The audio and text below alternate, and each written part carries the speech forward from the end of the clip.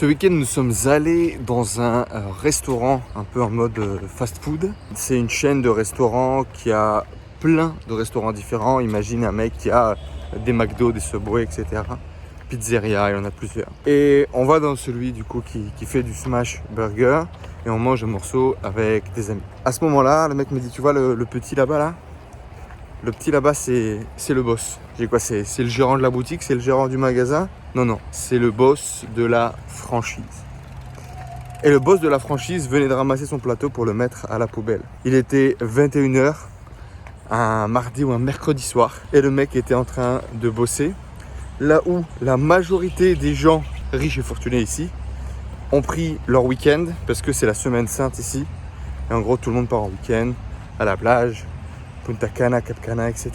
Et il me dit, waouh, le mec est là. Alors que le gars est déjà certainement multimillionnaire, il a des restaurants partout, non pas à Saint-Domingue, mais en République Dominicaine. Et il continue d'être là, à ramasser des plateaux. Alors, soit le mec est mal organisé, soit le type est un putain de génie. Et c'est pour ça que je te fais cette petite vidéo, pour te parler d'humilité. D'humilité, capacité à rebondir, à faire les choses.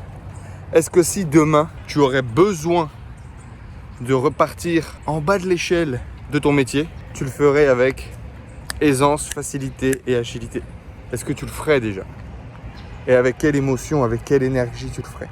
Et il y a 2 ans, je crois maintenant, quand on a repris complètement la partie comptabilité, SAV de la compagnie, et que c'était un bordel sans nom, je me suis retrouvé à me lever à 6h du matin ici, à cause du décalage horaire, pour pouvoir aller traiter des tickets, comprendre les problèmes du SAV et remettre en place un système fiable. Et j'avais pas envie. J'avais pas envie du tout. J'avais pas envie du tout, mais en même temps, je l'ai pris un peu comme un challenge.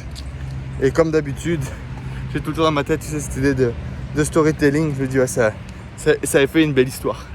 Ça fait une belle histoire à raconter. Et donc, je l'ai fait, on a remis le truc en place, poum, on est reparti. Et là, il n'y a pas longtemps, j'ai repris la partie commerciale et la partie vente.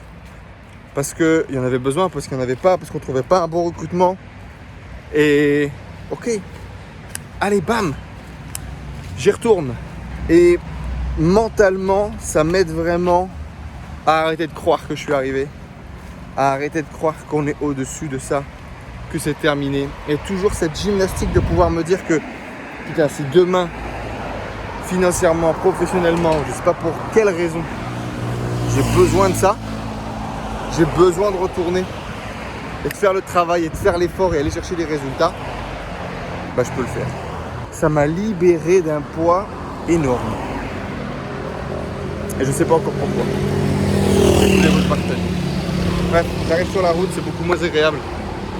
Humilité les amis, les capacités à pouvoir se relever, repartir. Peut-être que ça annihilerait la peur d'une façon ou d'une autre de devoir le faire, de devoir repartir de zéro. À vous de me dire. Allez, bonne journée tout le monde. Ciao.